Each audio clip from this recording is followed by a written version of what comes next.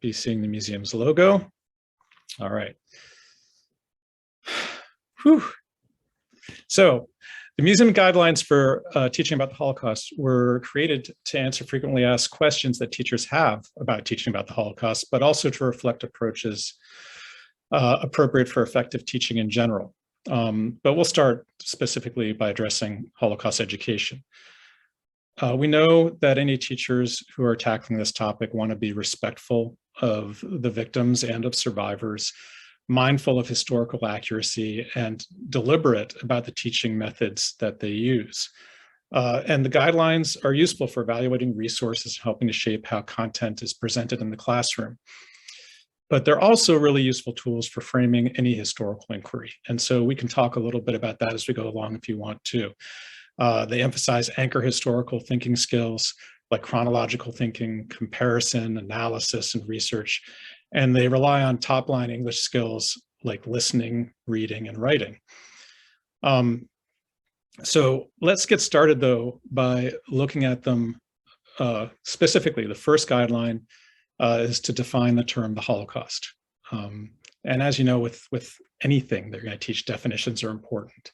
Definitions help provide clarity for deeper understanding. The museum defines the Holocaust as the systematic, state-sponsored persecution and murder of approximately 6 million Jews by the Nazi regime and their collaborators. During the era of the Holocaust, German authorities targeted a lot of groups, but it's really important to know that they targeted Jews for complete annihilation because of who they were. This distinction is important, and it's a cornerstone of the museum's definition. Obviously, these other groups that were targeted for a variety of reasons. Some groups were targeted because they were perceived as being racially or biologically inferior, and this included Roma, people with disabilities, and some of the Slavic peoples. Other groups were persecuted for political, ideological, and behavioral grounds, and that includes political opponents, communists, socialists, groups like Jehovah's Witnesses, and people that today we would identify as LGBTQ plus community. Kim, I'm curious, when you are working with kids in your classroom, are there any particular ways that you bring the definition in when you're teaching? Yeah, I do exactly what you just did. I put it up on the screen and we take it apart. And so for my students, they're seniors, but just describing what the word systematic means. I use this in conjunction with the USHMM timeline activity that's on the website for teachers. And, you know, just looking at the timeline, that it's literally systematic. Things don't all happen at once. You know, looking at how things happen around each other. And especially for my visual learners, that really helps them. And so, yeah, just taking apart, really analyzing almost every word of that definition, I think is really important. And then also when you're talking about these different victim groups, these different targeted groups, you know, using on the timeline, the victim identity cards is really helpful because, again, you're seeing a lot of my students think that the Holocaust is only about Jewish victims, and it outlines all of these different people who were affected by this. So I think the two activities, looking at the definition and using the timeline, really go hand in hand. That's great. And I'm glad you mentioned the timeline because it's something that we'll mention later, and we'll direct you to links where you can find these resources if you'd like as well. Another area where we use the definition is in an introduction lesson that we provide on our website. This is a one-day lesson. Obviously, it could be done over 2 days if you want as well, but it was designed for teachers who have a very limited amount of time to provide just an introduction to the history of the Holocaust. And one of the things I really like about this lesson is that it pairs personal stories like the ones in these profile cards on the timeline with the definition, and asks students to look for where are there aspects of what you're seeing in the definition in this person's story. And it also uses Gerda Weissman Klein's testimony for this. And as I'm sure many of you know, Gerda is an Arizonan, so it's a really nice connection there as well. The The museum also provides plenty of content and resources for teachers and students who want to delve deeper into the experiences of non-Jewish victims of Nazism. And here is one of the posts, I believe, from our Instagram page. So one of my personal favorite guidelines is that the Holocaust was not inevitable. And this is because I care deeply about students being critical and thinking about history and how it happened and how we know what we know about history. And it's important to know that history is the story of choices that people made. It's not inevitable. And in the case of the Holocaust, people made choices throughout the story, right? It may have been a systematic process, but it was one in which individuals made decisions about whether or not to take an active role in that process and whether or not to move it forward, to inhibit it, or to shirk responsibility one way or the other. And recognizing and unpacking historical hindsight is critical with students, right? We tend to look at history as something, of course, that happened. Or we tend to look at it the other way, which is, if only people done X, this never would have happened. And getting students to take those natural questions that they have and investigate them further. And also to understand that people don't always fit neatly into a single category, right? We tend to identify folks as either perpetrators of victims or bystanders or rescuers. And the reality is that, like any of us, on one day a person can make a really good decision and on another day they can make a really bad decision. And students know that about themselves. And so for them to see that three-dimensionality in people in the history only makes it that much more valuable. And this one, Kim, I am really interested to see what you do in class with this. I'm showing right now on the screen is an image from our permanent exhibition at the museum. It shows approximately 400 anti-Semitic laws that were passed in Germany during the time of the Holocaust. Both your kids, are there ways that you find particularly effective to get at this guideline? Well, I think that one of the things is because I teach seniors in this class, and they make choices all the time, and some that affect their lives, you know, in good or bad ways. And so I always talk to them about this one so much, about how those choices can be you know, so detrimental or really important and life-changing. And so, yeah, we look at the roles that different people played and the choices that they made, whether, like you were saying, David, like it's a perpetrator, they might choose to act in one way and follow these laws that you're showing here. That's something that I've added to my timeline, are a bunch of the different Nuremberg laws. And to show, okay, do people follow these? Do people make sure that others are following them? Are they enacting them? For the most part, yes. But what about for those people who decide, you know what, I'm not going to do this, you know, and whether they're considered a rescuer or a bystander, making that choice and making that decision for themselves that could affect others. So I love this one as well, because again, kids get it. They understand that idea of making choices and how the choices that like our government make for us as well, or any government or any body like the school, you know, so those decisions that are made for us, do we accept them or do we question them? Now, I have a question for you, the way you're talking about it. Do you explicitly discuss the guidelines themselves with your students ever? I do. I have discussed a lot of them, especially one that we're going to get to later about graphic images and things like that. I make a point of talking to my students about that. I don't go through all the guidelines, but I do talk about my rationale, and the guidelines fit into that. So we do talk about them a little bit. That's great. I've had other teachers actually say to us as well that they're useful for discussing their units with administrators or with parents who may even have concerns, so they understand how both that the teacher has a strong rationale, but how they're going to frame the discussions as well. So, you know, this type of critical thinking also helps students to avoid simple answers to complex questions, which is our next guideline. I may as well bring it up on the screen.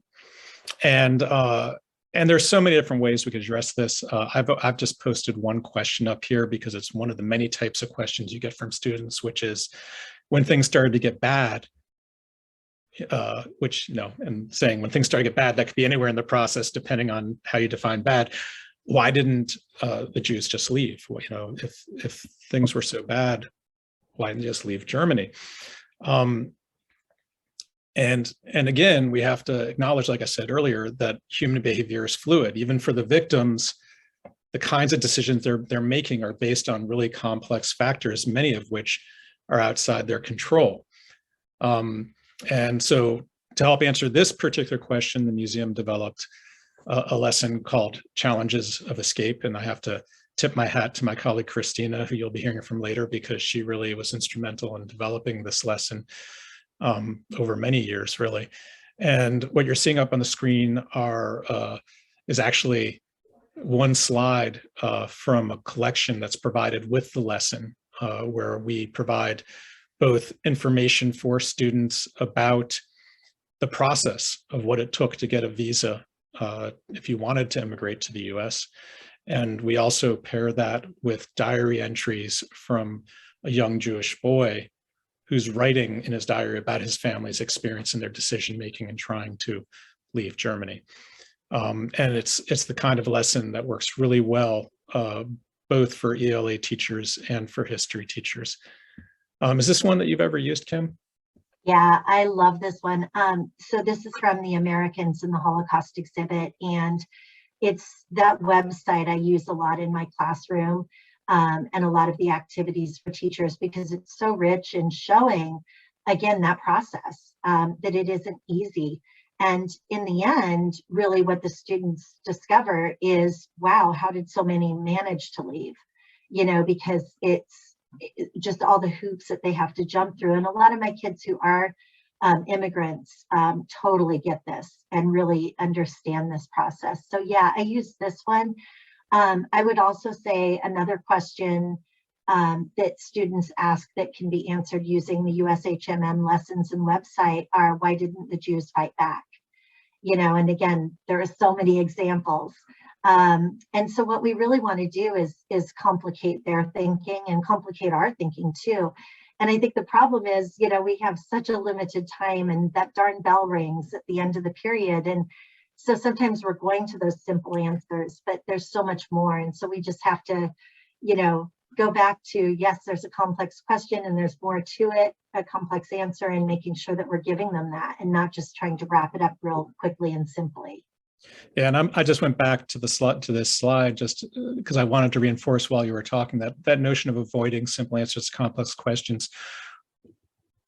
Like I said, I've worked at the museum for almost 30 years, and one of the most exciting parts of engaging with this history is that it demands questions from people. Every time you think you've found an answer, there's another question hidden in it. And rather than trying to find the answers, it's getting kids to grapple with those questions. Why didn't they fight back? Yeah, that's just such a huge question that we get.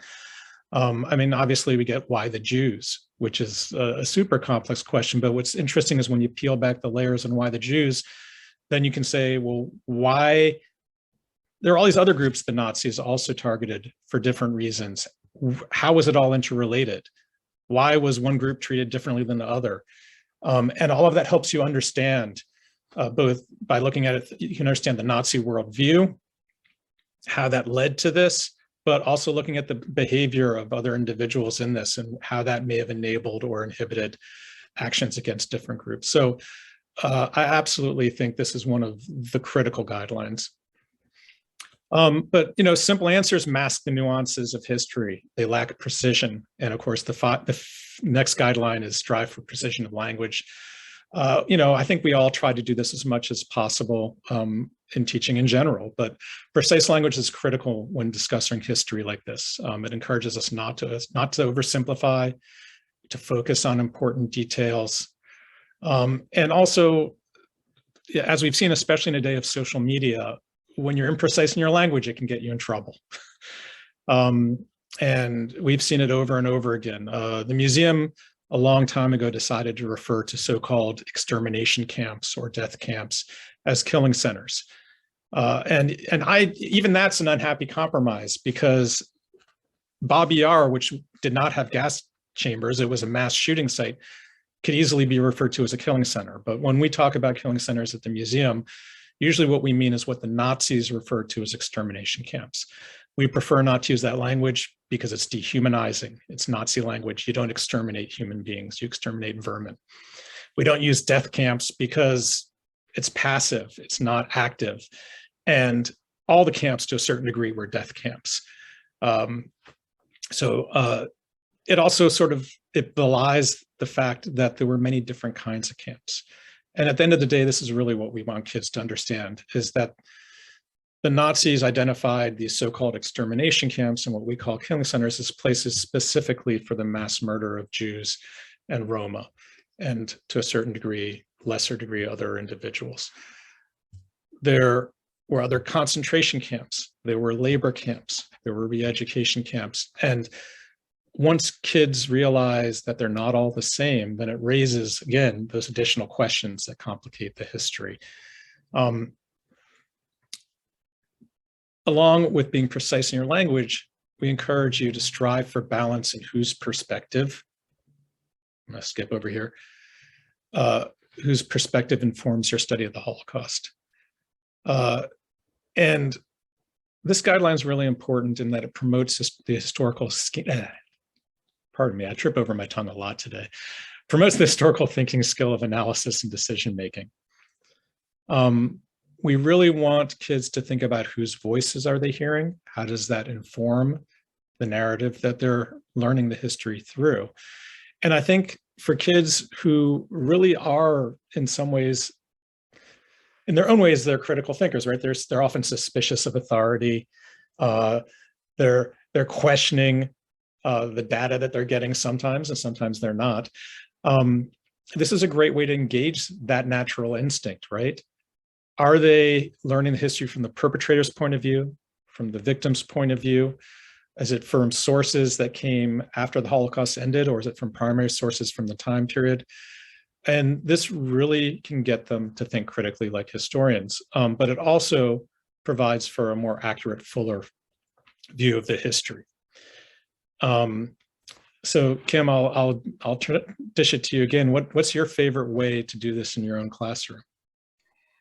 You know, this is the one that I am, as an English teacher especially, I think, because we like stories, you know, and so it gets real easy for me. If I look back to probably the first couple years that I taught my class, and this was before I became a museum teacher fellow, that I was very heavy on the stories, you know, testimonies and stories of survivors, and not looking, because I was so afraid, I think, of giving too much voice to perpetrators or something along those lines. And so just instead of giving the voice to the perpetrators, looking at documents, you know, looking at those primary source materials. So for example, when I teach about Kristallnacht, we look at Heydrich's orders for that night.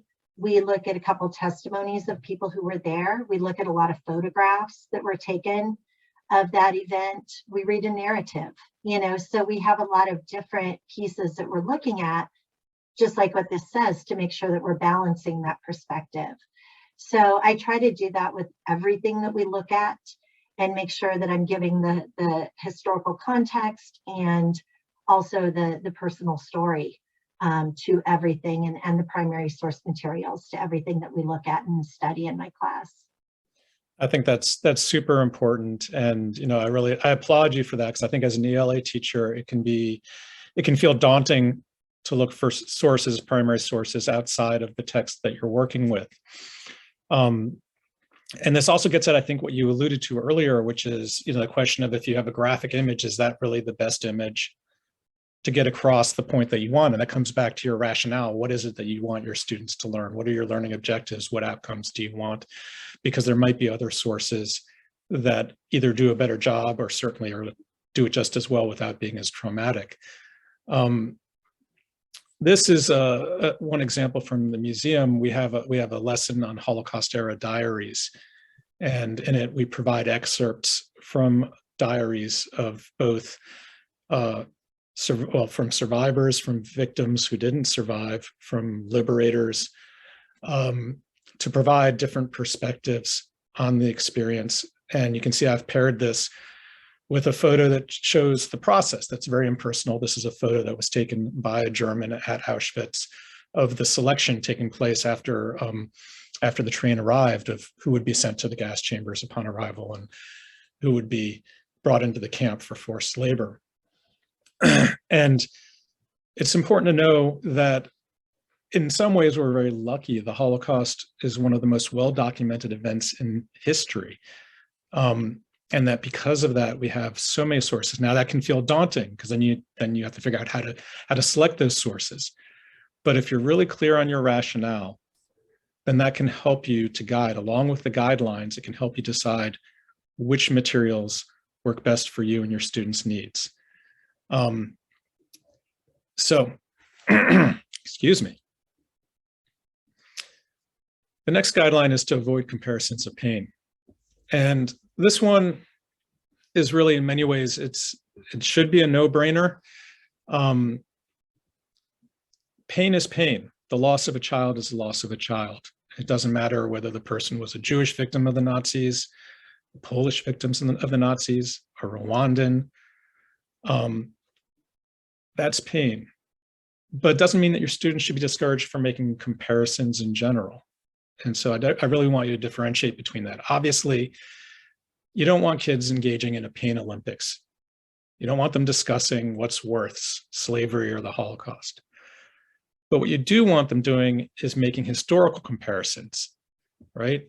Looking at the process, thinking critically about the decisions that people made. I can tell you personally that it wasn't until I really started to gain a really deeper understanding of the Holocaust that caused me to look more critically at who had to be involved in American society for slavery to survive the way it did and to function the way it did. Because all of a sudden I had a critical framework I could reference. So students should definitely examine events of the past and think about what led up to them. What might have been done differently? What alternative actions could have been taken? Because that helps them to critically examine all events, not just the one event. The next guideline is on avoiding romanticizing history. And this one I think is really important because it's natural that, especially in something that's as painful and as dark as the Holocaust, we want students to examine the actions and motivations of rescuers and people who engaged in resistance. Among other things, that's also where we hope that we might find models for good behavior. But it's important that you don't romanticize it, right? Less than 1% of the European population actively aided Jews during the Holocaust or actively rescued Jews during the Holocaust. So you don't want to overemphasize it. You really want students to understand it within a larger context, right? You want them to think about what were the factors that might have enabled people to engage in rescue or resistance or encouraged it. What were factors that might have inhibited the ability of people to rescue or resistance? Is there a reason that there was such a successful rescue operation in Denmark? Whereas, say, in Poland, 90% of the Jewish population perished in the Holocaust. Now, from a total number perspective, there are more Polish rescuers than any other country, but there were also way more Jews in Poland to rescue. And there was way more brutal German occupation against the Poles than almost anywhere else in Europe. So it was it was not only did you want to avoid death for yourself at the hands of the Germans, but it was very, very risky to try to help Jews. So there are a lot of questions, again, for students to ask there. But as I said, while avoiding romanticizing it and saying, oh, the Danes were angels on earth, without denigrating the fact that it was truly heroic what the Danes did, you want to contextualize the history. And this one, Kim, I'm going to dish to you before I even say anything, because I just think it's so important. Yeah, and I think this again is where a lot of times I find that English teachers, and I'll include myself, when I first started teaching this, we're a little bit daunted. You know, we're thinking we're not history teachers. We can teach the heck out of a book, but you know, what do we do with all this history, right? But we do. We teach history with every book. We put it into context. We look at what's going on around that area. And so this is where I really find that timeline helpful. So if you're using a book like Night or The Diary of Anne Frank, you can absolutely use that timeline, because I'm thinking, yeah, here's Anne Frank with the diary. You know, it's so limited on the history. You're reading the story and the feelings of Anne, and it's a great book. It's a great diary to study, but there's so much more going on outside of it that the students really need to know. And so I know that with the timeline, they've added cards for Night and for Anne Frank to show students this is what's happening, right? When I teach Night, if I just started with that and didn't give them any context, they would think that the Holocaust really started in 1944 and went straight to Auschwitz, right? And so they would have a really skewed vision of what happened. So they really need to go back and look at, okay, what was happening before this? What's happening around it? Where does Hungary fit in? In Anne Frank's case, you know, where did the Netherlands fit in? How did she get there? All this kind of stuff. And so there's so much more that needs to go into it when we're teaching those books. And I saw that Lauren put, yeah, that we have to teach history with literature. We always do, but I think teachers are still sometimes daunted by that. We think we can't, but we certainly do. Absolutely. And you mentioned this lesson, and it's something that we really put a lot of thought into, both this one and the one on Night. Just wanting to help teachers who might feel daunted by it, just know that there are some relatively simple resources you can use, and the timeline is one. You just have it on the wall. Students are able to reference it while they're reading. You're able to discuss it.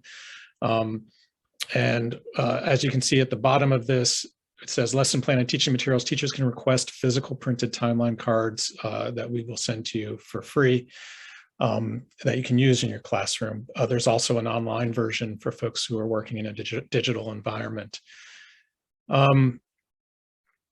And this is an example of two of the timeline cards, one from the general timeline, the Wannsee Conference, and then the other, which is from the Anne Frank specific timeline that you can then layer over the regular timeline. We also encourage teachers to translate statistics into people. Again, in a lot of ways, this feels like a no-brainer, but when teaching about the Holocaust, there's also a desire for students to understand the scope and the gravity of the history that they're dealing with. And what does 6 million look like? What does it mean that 2 out of every 3 Jews in Europe was dead by the end of the war? And it's really, really hard to teach about genocide. It's one of the things we'll be talking about later. And we've seen a lot of activities, both good and bad, where teachers try to get students to understand the scope of what happened. And at the end of the day, you have to ask yourself, is it more important for your kids to visualize what 6 million looks like, or would you rather have them think critically about individual experiences? That doesn't mean you can't find ways to do both and do both in appropriate ways. But it is really important that you take a humanizing approach to teaching about the Holocaust. Among other things, there are people still alive today who lived through this. But even so, with any event, you want students to understand that it was human beings making decisions and human beings who were also suffering. And this is part of why we're delighted at the museum that we have such great resources. We have diaries, we have memoirs, we have oral histories and artifacts that you can use. And I mentioned Gerda Weissman-Klein earlier. Her testimony is actually used in part of the introduction to our lesson on teaching with Holocaust survivor testimony. And if you plan to use survivor testimony in your classroom, I encourage you to check out this resource from the museum. It gives you flexibility to pick and choose different pieces from it that you may be able to utilize with testimonies. But as I mentioned earlier, we also have several lessons related to using diaries and the memoir Night. Kim, is there anything that you want to add on the topic of translating statistics into people? Yeah, I would just add, first of all, yes, Gerda Weissman-Klein's book and this resource with her video are excellent. My students really love her story. And I would also stress the importance, because the guideline says not to just see the victims as victims. So I think it's really important also to look at pre-war Jewish life, and what kinds of things did these people do before. And then that also adds to what seeing the testimony helps with, and that is relevancy, and making these experiences relevant to our students. When they hear that Gerda Klein loved taking walks in her garden, and she loved flowers, and she loved hanging out with her friends, and it makes it more relevant, and it's not just this old person who I probably have nothing in common with, as our students are thinking. Now it's somebody that, oh yeah, I like to do that too. And David, you were talking about, survivors, and yeah, the Phoenix area still has survivors who now are speaking on Zoom, but will eventually hopefully go back out in the classrooms, and we need to use that resource while we have it. Absolutely. So you can contact the Phoenix Holocaust Association Speaker Bureau to get a speaker lined up, and also through the museum if you want somebody out of state. Excellent. And then the final guideline of the 10 is making responsible methodological choices. And really all of the previous guidelines, I think, lead up to and provide the foundation for this. Is this resource historically accurate? Does it align with my rationale? Is it respectful? Is it safe and effective for my students? And again, Kim, I'm going to let you talk a little bit about this before I close it out and we take some questions. But I'm particularly that second bullet of how does it align with my rationale? I was wondering if you could talk a little about that. Yeah, because rationale, it can be overwhelming, because first of all, you need to think about your group of students that you have right now. It's going to change. I know mine does from year to year. And what I decide to teach, because there are so many resources around the Holocaust, and really good resources too. And so just trying to narrow that down and decide what your rationale is from the beginning. And then again, taking into account the students you have in front of you and their needs, and how are you going to make them feel safe in the classroom. And to me, that's a really important one as well. And yeah, just how can I best teach this to this group of students, and asking, so you kind of have to revisit that rationale, I think, every semester or every year, every time you teach this topic, and kind of rethink it each time and think about how it might be a little bit different, because it probably will be, according to the kids in front of you. But yeah, thinking about your rationale is super important. And the museum has on the website an activity to help you do that. Yeah, I couldn't agree more. And rationale is, again, it's the foundation of what you're doing in the classroom. And it's important because there's such a natural reaction when you learn about this history, and then when you're going to teach others about it. You want students to understand what it was like, right? A lot of times you want them, there's a natural desire to want them to be horrified, but you have to also, it's more important for them to think critically about motivations and how history happened, what people did. And you don't have to worry about kids having an emotional response. Like, you don't have to force them to have an emotional response. They're human beings just like you. Whether they express it the same way you do or not, that's another question. But anybody who learns about this history doesn't have to be like beat over the head with how horrifying it was. They don't have to see the most graphic images. They don't have to, to be forced into a simulation to understand what it was like. First of all, we can't understand what it's like. We should, hopefully none of us will ever understand what it was like. But at the same time, if they hear a survivor telling their story, they'll hear it in that person's words. They'll hear the emotion in that person's voice. That's good enough. When you read a diary or a memoir, it's there. And when paired skillfully with the right primary source materials, they'll get it. And more importantly, they'll, with your guidance, ask the right questions about those resources to get a deeper understanding of history that will keep them asking questions and hopefully keep them engaged with history in general. And I know, Kim, we had talked about this image beforehand. Can you talk a little bit about it and why you wanted it in the slide deck?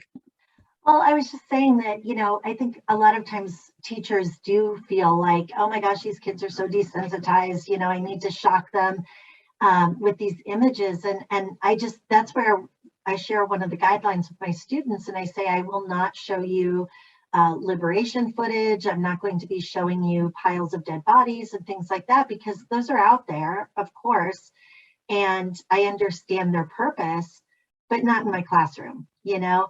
And so I'm not sugarcoating, I'm not trying to hide the truth from my students, but I think a pair of glasses you know, there's a famous picture of a pile of shoes that were found after liberation, right, from one of the camps. And so showing a picture like that, I think is much safer, and I'm not going to traumatize anybody in showing those pictures. They're still devastating. I think they're sadder in a way, you know, and so I just think it's really important to, again, think about that rationality. We're not there to terrify our kids. We're not there to give them nightmares, and really making that safe space. That's right. That's right. We're there really to get them asking really meaningful questions about history and about this history. That's part of why I like to close with this image of Elie Wiesel and the quote from Elie Wiesel, because it's a great way to view the museum. It raises more questions than it gives answers, the way any good history does. We're really thankful. We know that you face, you know, enormous challenges in the classroom, especially right now. There's so many things going on in our world today. And so what I'd like to do is give you a chance, if there are any questions you have for me or for Kim, please do put them into the chat right now. We have a few minutes before we take a break and before the second half of the workshop.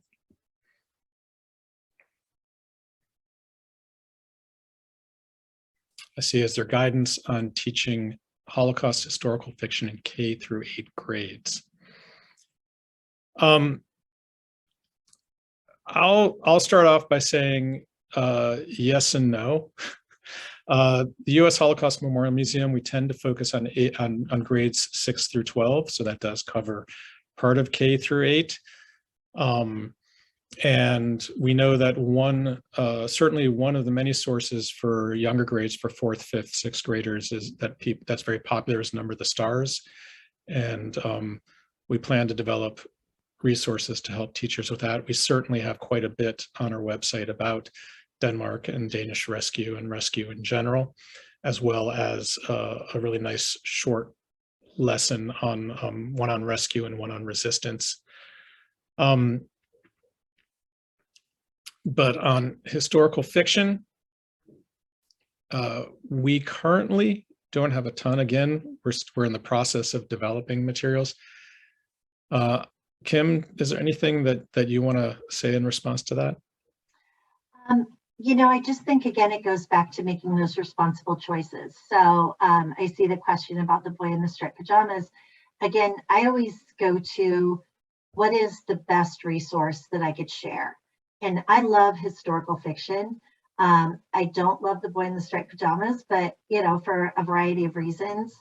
But I think there's some really good historical fiction out there. And if that's the best thing that you could find to use for your rationale at that moment, you know, whatever the book is, and then building those materials around it. So using the timeline and using those other lessons to contextualize it, then I think using historical fiction is fine. With my seniors right now, I'm using a fictional book called The Librarian of Auschwitz, which is based on a true story. And we're doing some of the research as we read it. And making the kids, like David was saying, think critically about it and question, wait a minute, could this have happened? Because looking at the timeline, and they're finding that it's pretty accurate. So yeah, the boy in the striped pajamas is in certain curriculums. You're right, Jennifer. But again, if you have options, you might look into those and see, again, what's the best and why. Think about why you're teaching that piece. And I think it's always important, even if you find that something seems to work as a piece of literature, it's always good. Like if it's, it could be good writing, for example, it's always good. It's always important to ask, is it historically accurate? If it takes liberties with the history, are they ones that cross a certain line? Who is it asking students? I mean, in the case of the boy with the striped pajamas, one of the criticisms that I've heard quite a bit is, who is it asking them to sympathize with? And trying to figure out, is that the best resource? If what you're trying to do is teach about the Holocaust, is that the best resource, or are there different resources you could use? There's so many out there. For grades K through 4, I would also say that a lot of what I've seen out there, even though the U.S. Holocaust Memorial Museum tends not to develop resources for youth in that age range, a lot of what I've seen out there are resources that really focus on questions related to identity and your sense of responsibility to others outside of yourself, and building on that, and then looking at issues like stereotyping and prejudice and discrimination, and building up a sort of a vocabulary, as well as a sensitivity to interpersonal relationships and group dynamics, so that when they do start teaching about the Holocaust, they have sort of a framework to work with. And I know that in some states like Florida, that they've had to develop curricula that deal with K through 12. And so you could always look to some of those as resources if you're interested. So I think we can take we have about 3 more minutes if there's another question.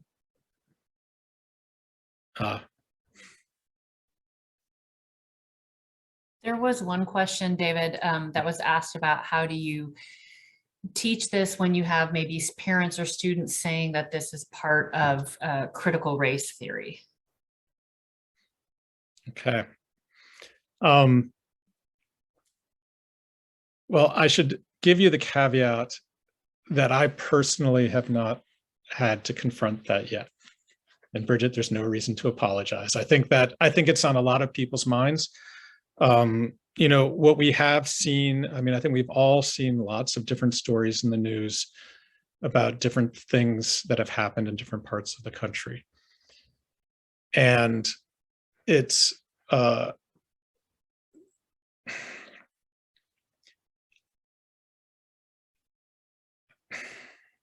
going to ask Christina to help me for a moment, because I'm clearly at a loss for words on this. And I know she's talked to a lot more teachers about it.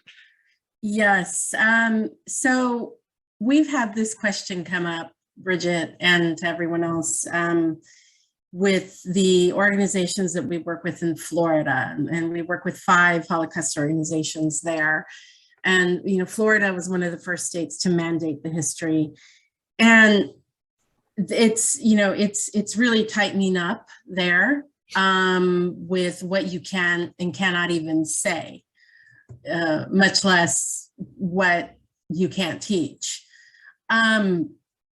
We don't want to put teachers in any kind of position where they might get into trouble. And we ask them to go back, and I think this is really key for you in a mandate state, to go back and look at the wording of your mandate and make sure that for now, as we work through all of these issues, and we will, that you look at what the mandate says to teach and try to stick as closely as possible to that.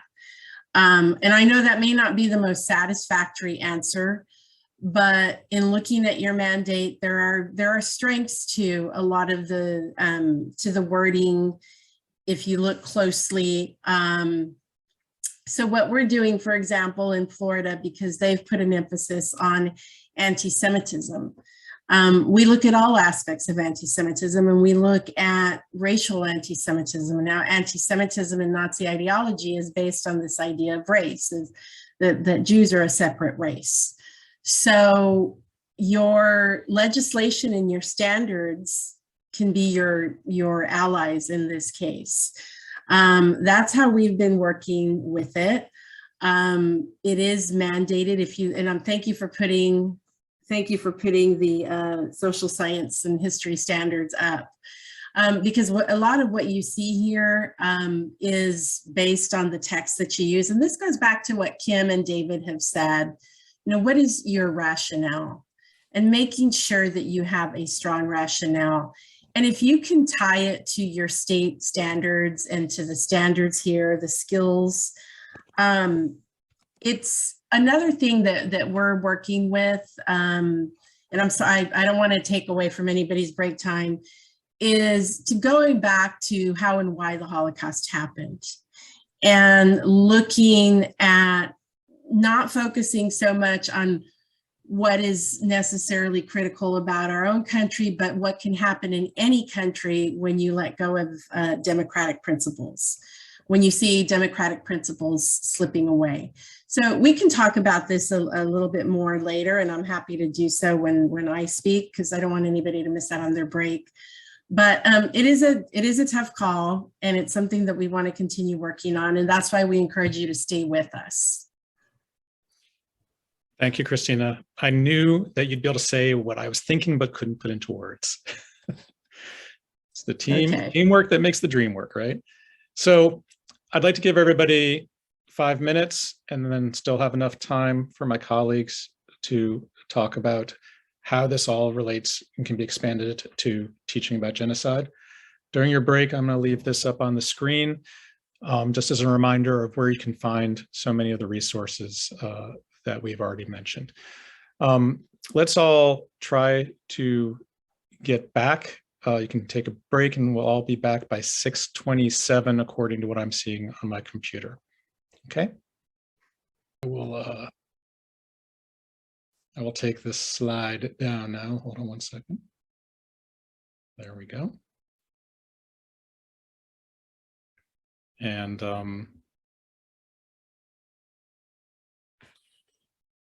now I would like to hand over the floor to my colleagues, and I think Volker was going to get our discussion on teaching about genocide started. Is that correct?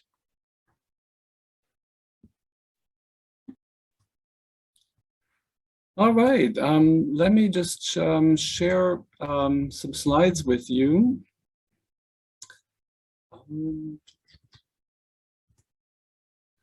There we go. I hope this worked. Good. Okay, so so the idea for this session is that we're just going to give a brief impulse, like 10 minutes, and then Chris is going to take over to talk about resources, and then we have ample time for conversation. So in my job, it is to make recommendations and to think about teaching genocide comparatively. And I think this is particularly important for us right now, given the mandate that asks us to teach the Holocaust and other genocides in our schools. And that should trigger a conversation about what these genocides have in common, so that, as the guidelines earlier mentioned, right, that we're not just teaching one atrocity after another that are seemingly unlinked, unpredictable, and unavoidable.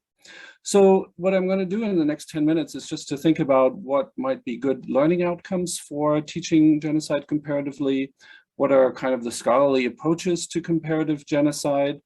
Then I'm going to suggest one way of teaching different genocides comparatively through survivor testimony.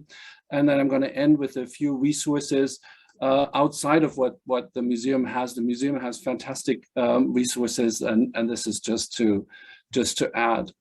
So if we start with learning outcomes, so okay, let's start with what we probably don't want. And here again, I'm echoing the guidelines, but it would be very problematic if we come away with, this mandate of teaching the Holocaust and other genocides, in which these genocides appear as a series of atrocities that are disconnected, inevitable, and unpredictable. Worse still, it would be if all of these genocides are far away and long time ago, right? What would be much more desirable, I think, would be if we can foster some sort of awareness in students that there are warning signs in different genocides, and that we need to recognize those, and that genocide can happen here and now, rather than over there and a long time ago. Another thing that I think is problematic would be if the outcome of our efforts would be to create some kind of dichotomies. For example, if we argue that the Holocaust is a modern genocide, and scholars have done that with good reason.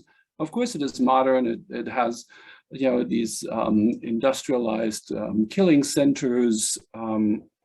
It's based on modern rationality and modern science. And all of these things. And that is very, very helpful for an understanding of the Holocaust, but it should not lead to an argument that other genocides are somehow lacking in that, and therefore they are archaic. The predominant tool of murder in the Rwandan genocide are very long knives. Does that make that genocide archaic? No, it is also very, very carefully planned, and in some ways very modern, right? So these dichotomies are problematic.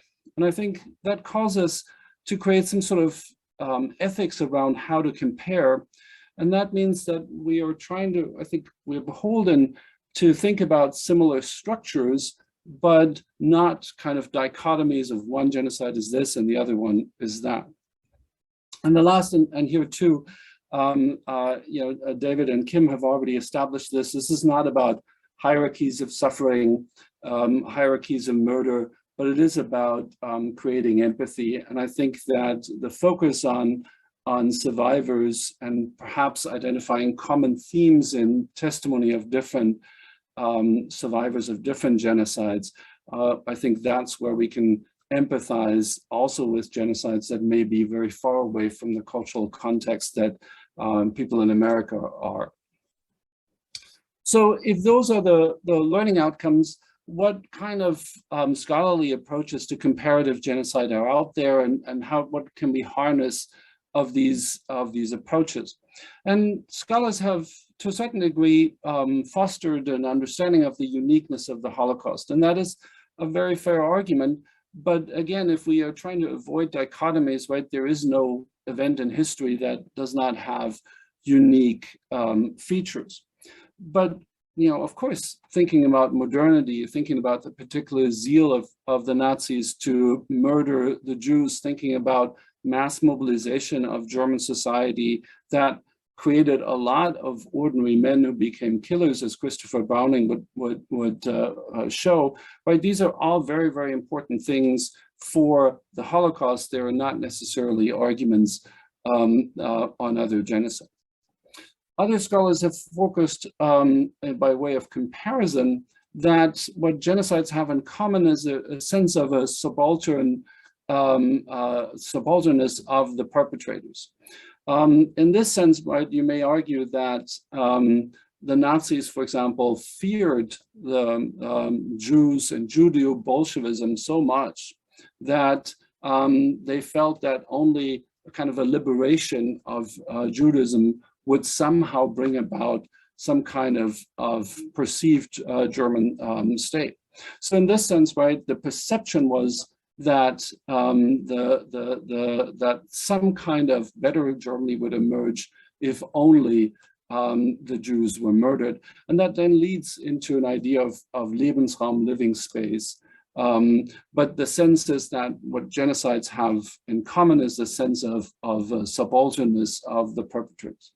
And I think that's a very helpful argument to compare different genocides and think about what they have in common, but it is clearly focused on perpetrators to an extent that I think is not very useful for the classroom.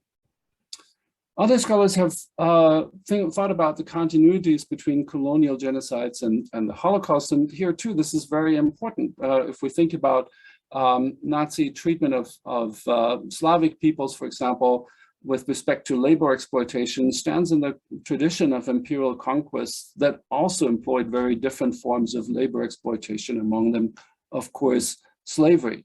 Nazi racial ideologies depend on creating another, a colonial other, and in this sense, right, that's not so different from what we see in the colonial context, where also indigenous people would be portrayed as the other and therefore inferior, and some kind of murder would be legitimized by that. And very often it is the circumstances that the colonizers, or in this case the Germans, created that made the people into what they were. So, and here too, this is very, very helpful. We find, for example, a lot of continuities between Germany's first genocide in what is today Namibia and the Holocaust to be useful here. Another framework that I think is particularly helpful for Arizona is settler colonialism, and that's the sense that, right, with the arrival of so many European settlers, inevitably, right, the removal and very often murder or biological assimilation of indigenous groups was clearly part and parcel of the arrival of millions of European settlers, and that is clearly part of our story here in Arizona. So again, these frameworks are very helpful in different ways, but they have in common maybe a sense of a focus on perpetrators. What I find clearly important with respect to settler colonialism is, of course, that then we can bring that into our classrooms here and start to discuss, for example, the legacy of missionaries, or the legacy of Indian schools that are, of course, part of the settler colonial project. Now, what I want to suggest, however, if these different methods are kind of perpetrator focused and enlightening in many ways, perhaps for the classroom, we might opt for something that is really about to create awareness, ethics, and empathy. And I think we should focus on survivor testimony to foster that. And what I would like to argue is that survivor testimony from very, very different genocides in very, very different cultural contexts, however, shares certain themes that appear in these testimonies. So, for example, survivors talk about prejudice and ostracism. They talk about violence. They talk about survival and resistance. They also talk about the perpetrators inevitably and those around them. They talk about ideology. And yes, coming to terms with the trauma of the past is part and parcel of any genocide, and as a result of that, of survivor testimony. So if we can identify these different themes in a lot of different genocides, and we can focus on survivors in doing that, then I do hope that we create this kind of awareness that might be a desirable learning goal, that we can prevent genocide, that we can commemorate genocide, and that the languages that we speak in commemorating different genocides are probably not so vastly different from each other. We can probably also think about in these survivor testimonies that there's no kind of dichotomies or no hierarchies of suffering, right? It is the testimony of one person and is inevitably subjective, confined to the viewpoint of that person. But right, it is no better or worse than any other. It is the perspective of this person. And what is important to me, right, is really centered on the survivor. And Kim already mentioned that, but the Phoenix Holocaust Association is putting up more and more stories of Arizonans who survived the Holocaust. So this is very much a story that is here and now. So if we tried this approach in different classrooms of some very fantastic teachers here in Arizona, and we could see that students are grappling with these themes, and that they are indeed able to find these themes in different testimonies, even though those testimonies, of course, have to be very short to work in the classroom.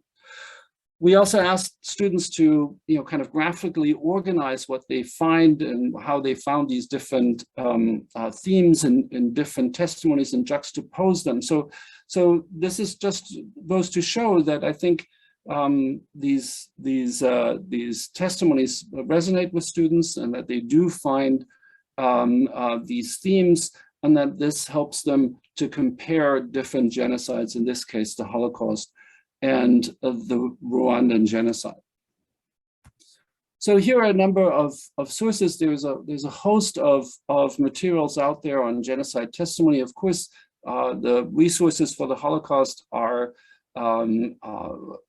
abundant, and they're fantastic, very well researched. But I think thanks to the museum, but also other institutions, there's a growing number of testimonies on other genocides. And I also included some of the scholarship that I mentioned. So just to sum up, I think what's important to me is think about, right, what are your learning goals? And I think here, awareness is important.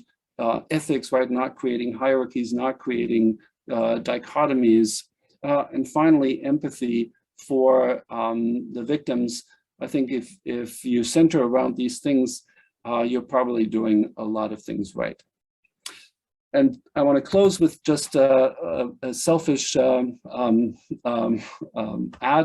here, but if you have time, please join us for Genocide Awareness Week here at ASU, April 5th through 9th, either in person or online, but there will be a lot of resources for teachers and some remarkable speakers.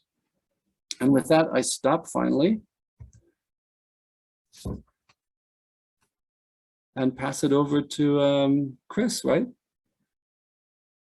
I think Kim is going to speak for a few minutes, and that no problem.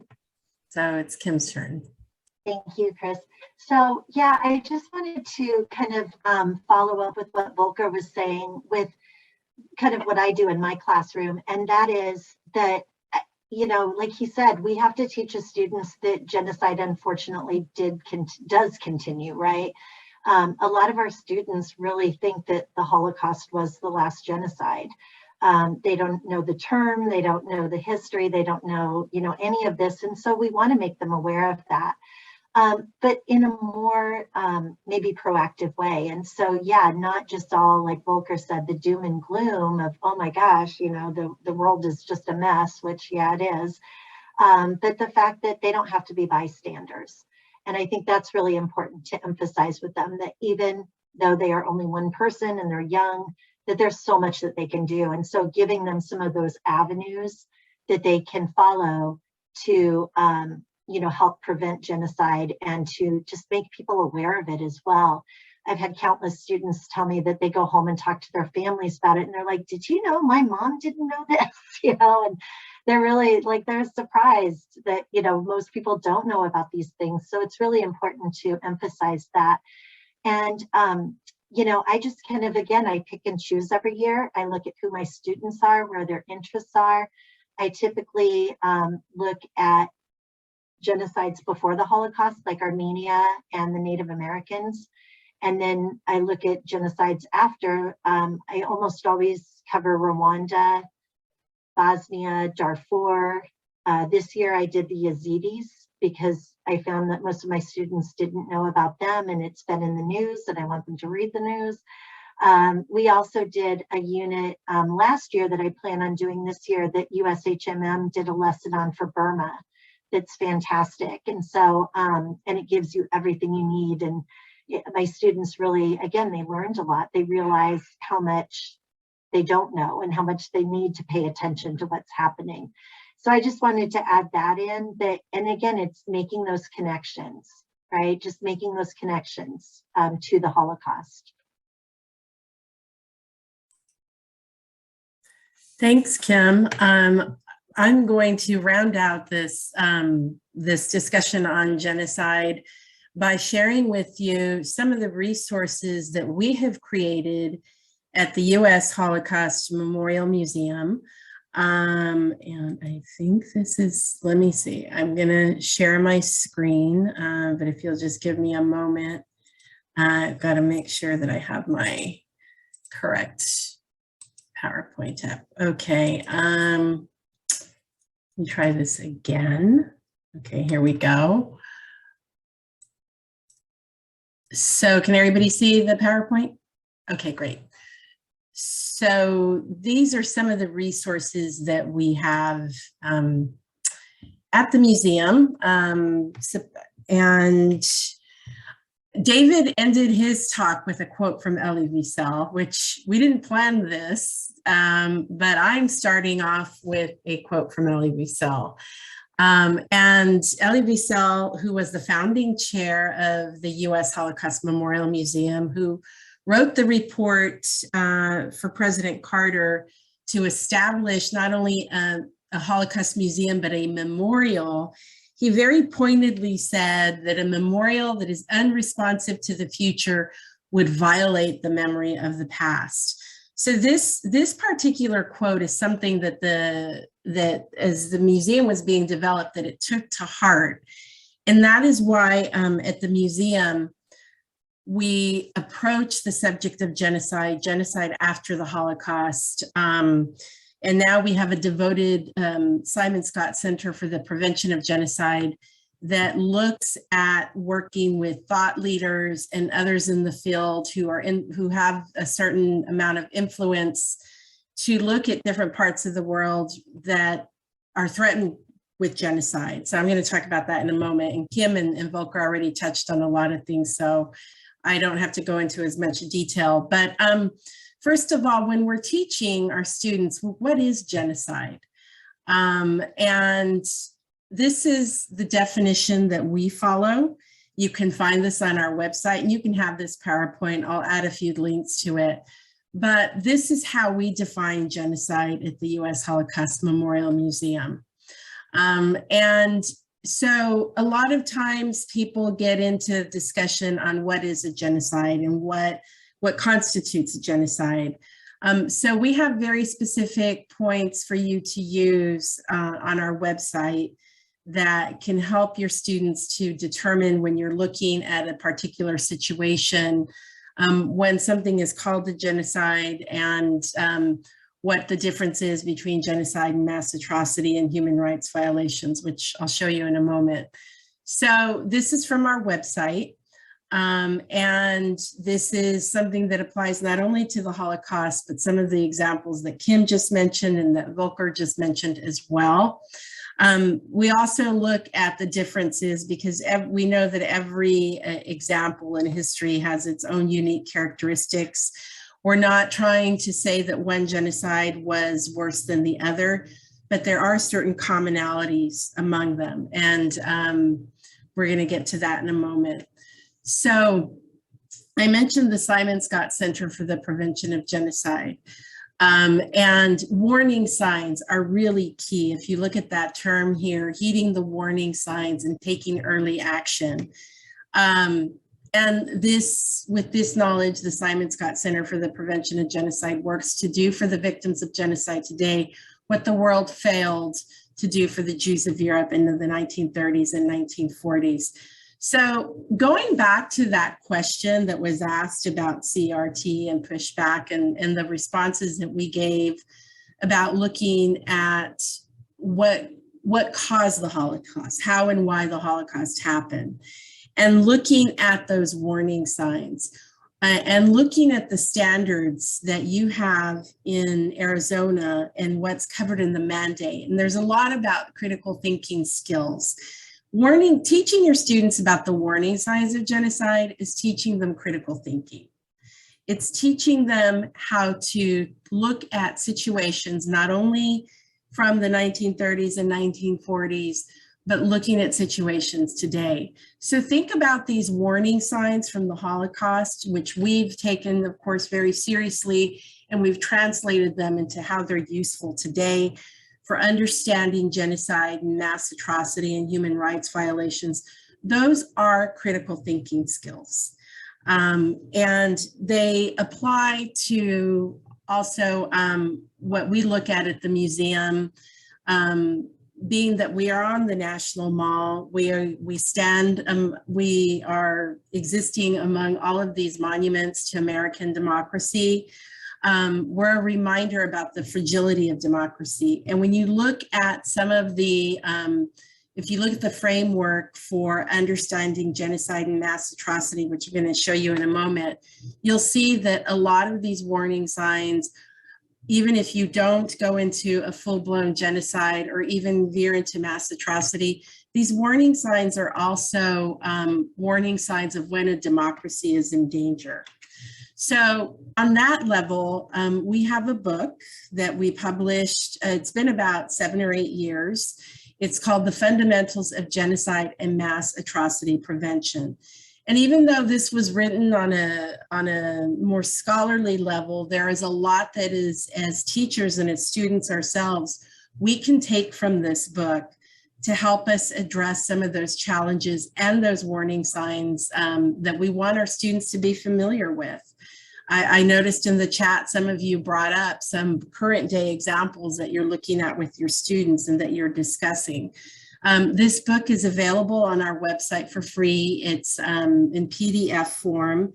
You can download it as an ebook, and I will share with you in a moment the particular framework that we take from here. So one of the things that you can do with this framework for understanding genocide and mass atrocity is we have on our website case studies of examples of genocide since the Holocaust, including Burma, and I'll talk about Burma in a moment.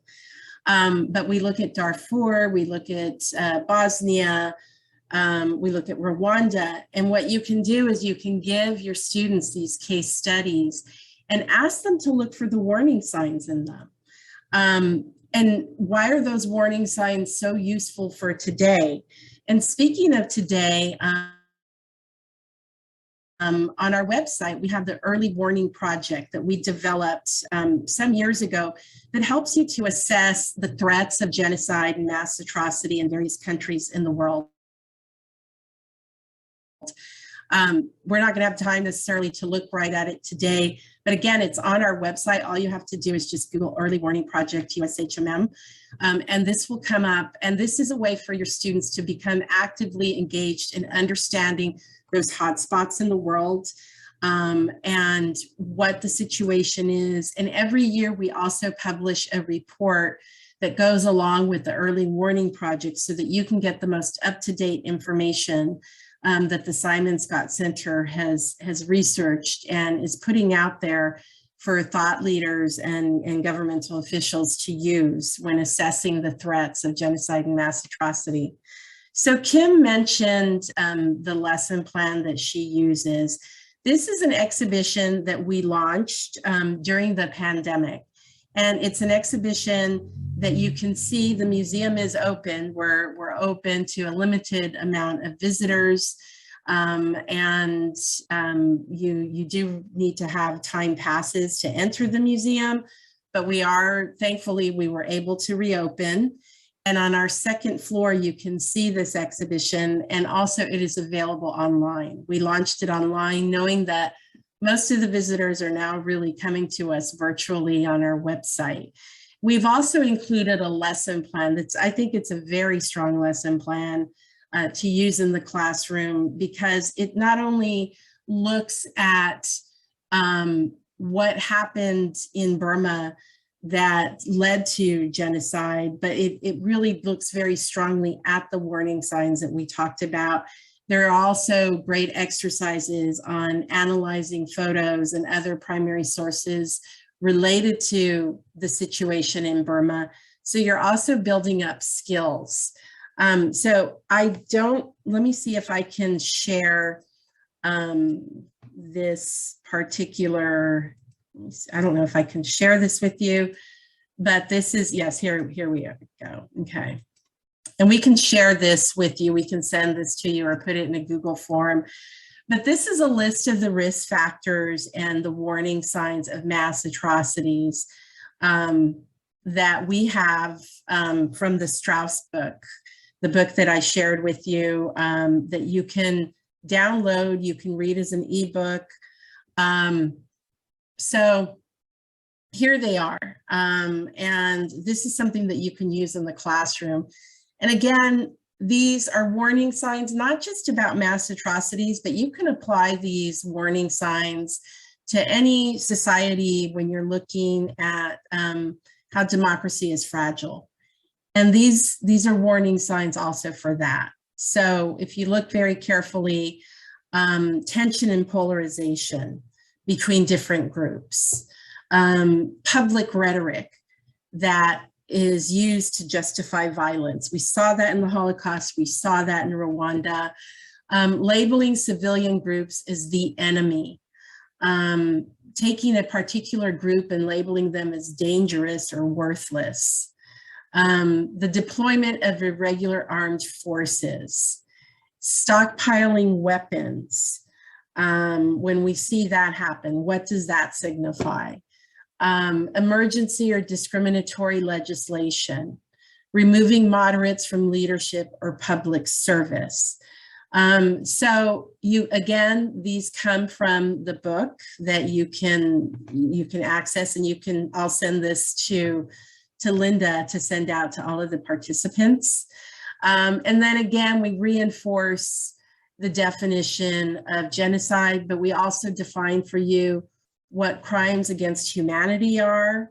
And also we define what war crimes and mass atrocity are for you in the book as well. So again, it may not be a resource that you use in the classroom, but you can pull parts from the Strauss, we call it the Strauss book at the museum.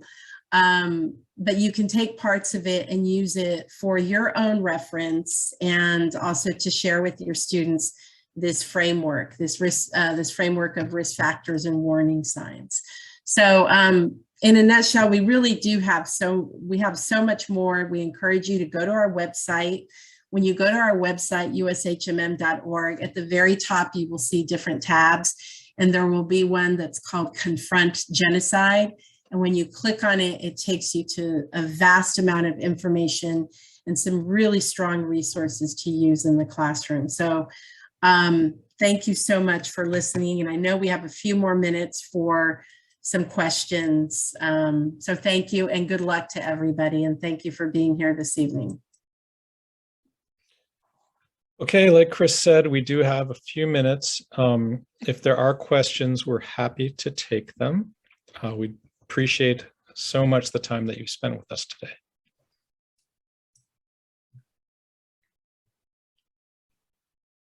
I'm going to go ahead and stop the recording. That way we don't have to necessarily record any questions if anyone has that.